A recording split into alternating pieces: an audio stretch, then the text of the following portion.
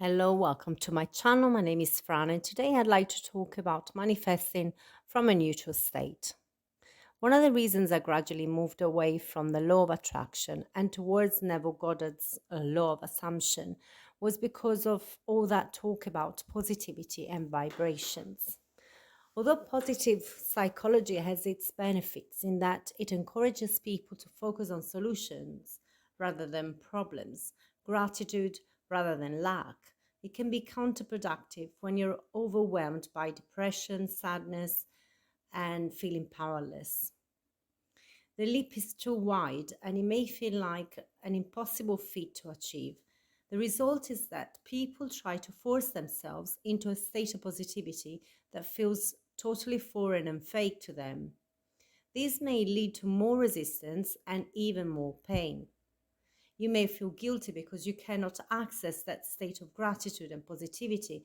It's a catch 22, it's a vicious cycle. So the result is emotional spiraling. I find that it's much easier to get to a neutral state of mind where we let go of any expectations, we remove judgment, and simply focus on the present moment. We bring our attention to our physical sensations. If there is tension in our body, we slow down our breath and practice letting go of the tension by relaxing progressively each body part in turn. We observe our thoughts and we release them. And as soon as we realize that we are carried away by our thoughts into our familiar narrative, we interrupt the train of thoughts and we bring our mind back to our breath and to our body. The next step is to find our inner stillness. Let the thoughts slow down gradually by making space between the space between them wider and wider. We bring our attention to a non-thought. We let go of our story, even if for just a few seconds we simply postpone our negative assumptions. We start observing our assumptions from the outside as if they were someone else's thoughts initially. To say it in quantum mechanical terms, we do not collapse the wave, we keep our options open. At the quantum level, observation collapses the wave function of infinite quantum possibilities into one defined tangible particle. When we look at something from our mind's eye, that something collapses into a definite state. In other words, we observe what we expect. As weird as this and as far-fetched as this sounds, this is how reality works at the quantum level. And since we are made of quantum stuff, since we are made of subatomic particles, this is also how reality works at the macroscopic level. The reason that we don't experience reality in this way is twofold. First of all, our physical world at the macroscopic level of matter is vibrating at a lower frequency. Matter is denser. Matter has already been collapsed and therefore it appears real, more stable than the quantum field. So in this 3D reality, it may take time for observations to collapse reality. Secondly, our observations are unconscious most of the time, and therefore we do not know what we are observing into reality. We might desire something rationally, logically, consciously, but deep down, our core beliefs, our expectations and assumptions observe a different reality. So the quantum field is teeming with unrealized potential. It's fluid, ever-changing, and it contains all possible outcomes. When unobserved, subatomic particles are not affected by space and time. They are everywhere at once and therefore nowhere. They also communicate instantaneously across the universe as if space and distance did not exist. If you entangle two photons and then split them up so they are light years away from one another, the moment you measure the spin of one, the other collapses into the opposite spin. Now the photons do not possess any particular spin or any particular feature for that matter until you observe one of them. The act of measurement or observation causes a particle light years away in another galaxy to adopt or acquire a certain spin or a certain feature. That feature of the faraway particle was not there, it did not exist before you observed its counterpart. Now, these findings are incontrovertible. Possibilities are wide open until you make an observation. The act of observing reality causes reality to acquire certain features which did not exist prior to observation. Now, you don't need a conscious observer to collapse or decohere reality into a specific state. A Geiger counter or a simple particle detector can do the job just as well. The difference between the two is that the detector will collapse the feature in one or the other state at random with a 50-50 chance, with a 50% probability. While a conscious observer, and this is my own opinion from reviewing experiments on blind sight and precognition and more, a conscious observer will tend to collapse the state of the particle in the expected direction. The collapse appears random unless you take into account the expectations of the observer. To put it simply, we observe a certain reality because we subconsciously expect it. And since these expectations or assumptions are unconscious most of the time, we are not aware of them and we conclude that what we observe is random or the result of pure chance. In reality, we are much more powerful than that. We have much greater control over our reality, but we tend to create our reality by default from our subconscious software or programming. We create reality in autopilot, and therefore we believe that reality pre-exists observation. But once we become aware of the real power that of our observation, of our creative power of our observation, we can start to shift our imagination, our expectation in the desired direction. When we return to a neutral state of mind, we return to the quantum field, to the uncollapsed particle, to the wave function of probabilities where infinite possibilities exist at once. Simply by retaining this neutral, non-judgmental state of mind, we open up the possibility for change. We reset our initial program. We reformat the software, so to speak. Simply by removing or challenging familiar assumptions, we will allow for a different outcome to materialize in our reality. As soon as you stop paying attention to the past, you stop reproducing it, you stop duplicating it. You see, if your attention is on past events, this is what you will replicate in the future as you keep collapsing the same particle in the expected direction. By staying present in the here and now, however, you unlock the potential for something different to happen. It may be random, but it won't be a perfect replica of the past. This one simple step will unlock your potential for change and set you on the path for transformation.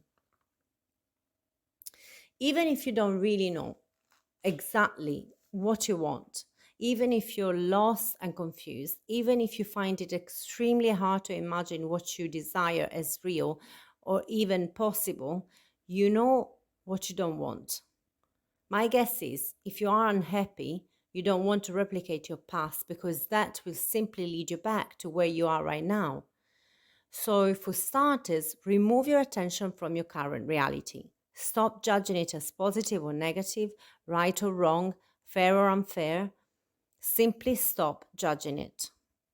In order to judge or appraise something, you need to focus your attention on it. You need to observe it. Every time you judge your present reality, every time you label it, every time you try to change it, you collapse it, you harden it into fact. You effectively make it more real. So try to simply soften your appraisal of it. Release some of the resistance towards it. The goal is to become indifferent to it, to not be constantly triggered by it.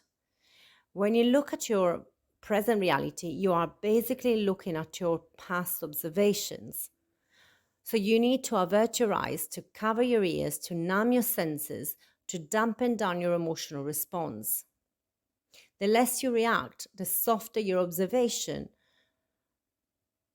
the more your possibilities open up. So soften your gaze.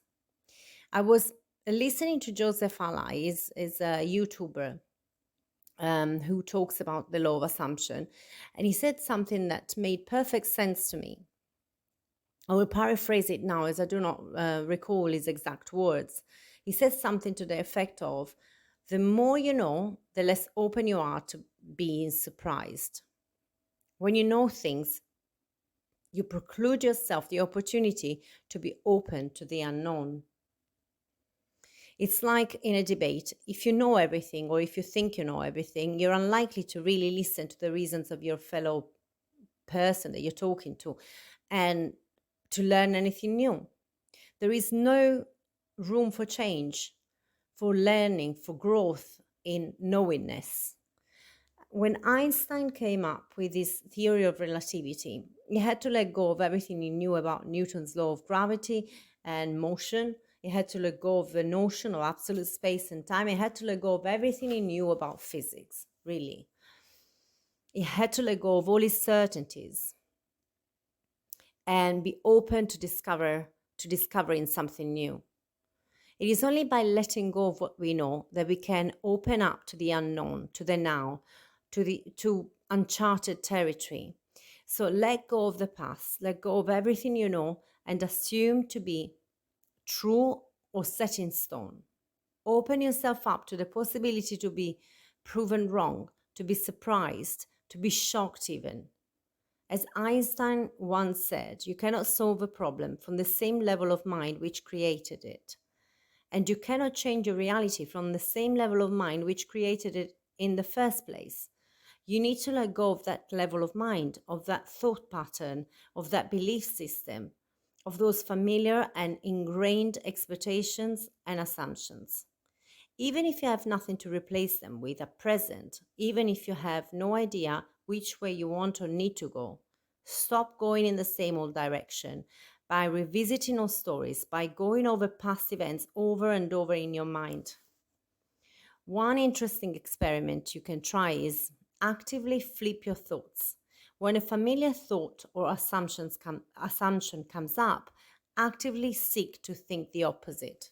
You don't need to believe the new thought.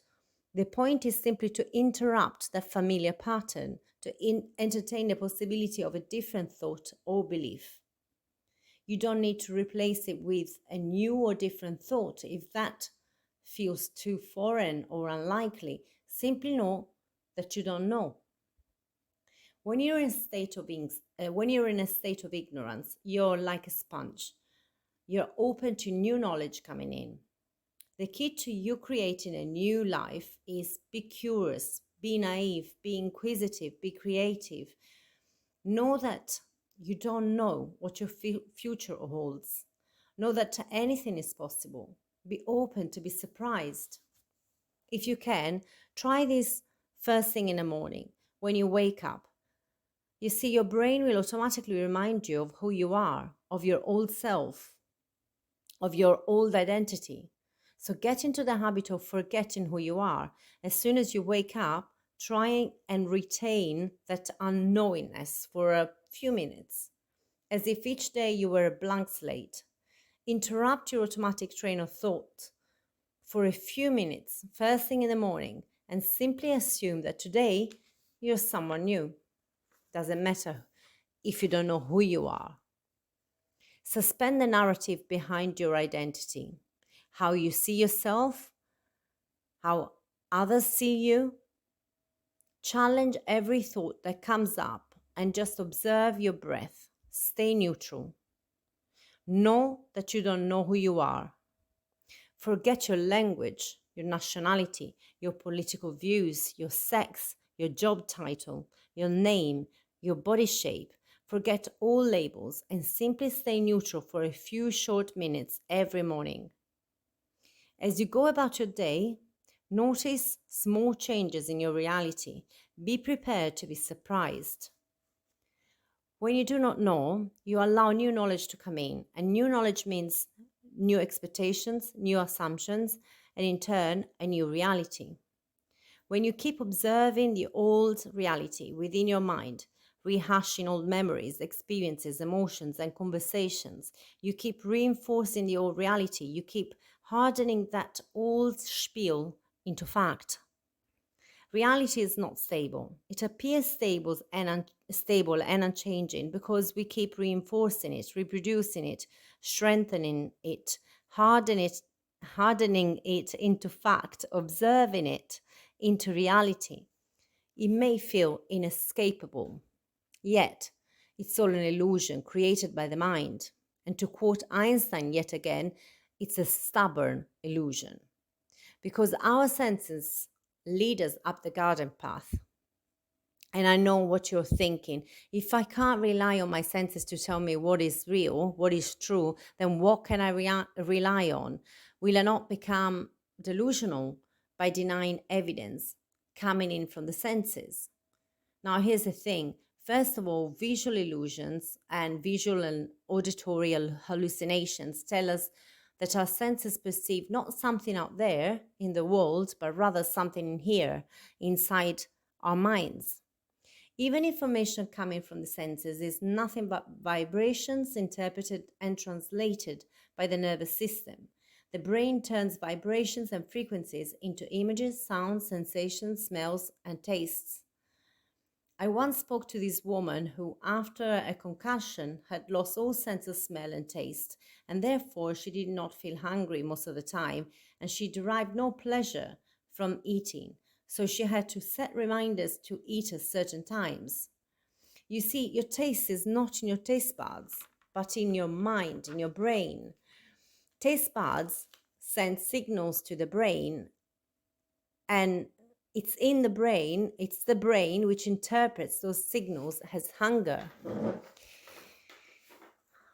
At the core of those interpretations is our survival instinct. We've learned to interpret food as good or tasty or desirable because we wouldn't be able to survive without it. So the food tastes good, but that goodness, it's not an inherent quality of the food, nor is it in the taste buds. It is in the quality of our mind. And of course, people prefer or like different types of food depending on their subconscious programming and childhood experiences. I remember as a child, my parents' friends used to come over for dinner and they absolutely loved vegetables. They couldn't stop complimenting the vegetables, how good and tasty and nourishing and fresh they were. And I remember watching them eat with such gusto that I was entranced by it. Since then, I've developed a love for vegetables. I don't feel like I've had a proper meal unless it involves some sort of vegetables. I'd much rather have a plate of fresh veggies than a bag of fries or chips. But food is not good or bad per se. It's all in our subconscious mind. Our subconscious mind directs our life, our likes and dislikes, what we see or do not see, how we interpret everything coming in from the senses. Now, you might ask, if that is true, then why do most people perceive the world in similar ways? Why is there common grounds in the way we interpret information coming in from the senses? And the answer is because we've all been conditioned in similar ways. We expect to see reality in a certain way, and therefore we do. Our mind always interprets stimuli in terms of what we know. We compare a set of vibrations coming in through the retina, say, with templates or images that we hold in our mind. And when we find a likely match, we see that image. This is why babies don't make sense of the outer world as adults do. The physical world initially makes no sense whatsoever to them as they have nothing, no templates to compare it with. Why do animals and insects see the world in a different way, perceive different sounds, and see different light waves, even? Because their survival depends upon the perception of those sounds or images or lights. Their minds are conditioned in a different way. Therefore, we may live in the same world as they do, but we do not perceive the same environment. We perceive a completely different reality. Reality is never out there, but always in here, inside our mind. So if you want to change your reality, you need to forget what you know, drop your templates. You need to dwell in the unknown. The less you know, the more open you are to experience anything at all. If you know everything, then there is nothing new to be experienced. So when I say come to a neutral state, I mean forget what you know to be true and proven. Forget your childhood conditioning, your life experiences. Forget your past observations. Become a blank slate. Be open to new interpretations of reality. Be ready to be surprised. Be curious. Do not jump to conclusions. Even when you see something familiar and you have the urge to see it as something you know, stop yourself. Stop yourself from interpreting, from judging, from reacting. Stop and breathe. Do nothing. Now, this may be harder than you think at first because most of our reactions are automatic and they're like knee-jerk reactions. And what is familiar is comfortable, even when it's painful. You see, I like to be right about things, as I suppose most of us do. I mean, no one likes to be proven wrong, but if you're having a discussion and you want to be right, you're not really interested in seeing the other person's perspective, and so you're not going to be persuaded by any amount of evidence. But an argument like this has no real benefit, no real point. It's simply a useless exercise in power. And the same goes for reality creation. There is no point beating the old drum if you want to create something new. At a certain point, you must let go of being right about your current reality and be open to be proven wrong in the most beautiful way by creating an entirely new reality. So acknowledge, but do not be triggered by your present reality. Even when everything goes pear-shaped, keep the neutral state of mind. Don't even ask yourself how or why that was created in the first place. Simply acknowledge it. If you feel your emotions being triggered, simply acknowledge your emotions too. Do not judge them. Fear and anger are massive creators. They are powerful emotions and therefore they create subconsciously. But they too are learned reactions. So we need to unlearn them. Look, the difference between knowing and manifesting is a difference between knowing all your favorite songs by heart and even being able to play them and sing along and writing your own songs. You probably need to learn about music, melody, lyrics, etc. before you can write a song of your own. But unless you forget all your familiar songs and come to a neutral state, you will not be able to come up with a new tune or with your own lyrics. You just think about the old songs all the time. So you need to forget the familiar songs first. So it was useful for you to learn those songs, to learn about the music, the lyrics, the rhythm, but then you have to let it go to make space for something new to come up, for a new song to be written. So forget your familiar songs. Know only that you don't know, and then stay open. Stay open to what is going to come up in your reality. So this is it for today. I intend that this content helps you let go of all dysfunctional patterns of thought and create an entirely new, surprising, unexpected, unbelievable reality. I intend that this audio helps you step into your own power so that you can create your own symphony. Walk the paths less traveled. Manifest your every desire. Dare to let go of what you know and embrace the unknown. Now, if you've come this far, that means that you found this content interesting or helpful. So please remember to like, share, subscribe, and hit the bell option. In any case, thank you for listening. Have a wonderful awakened life.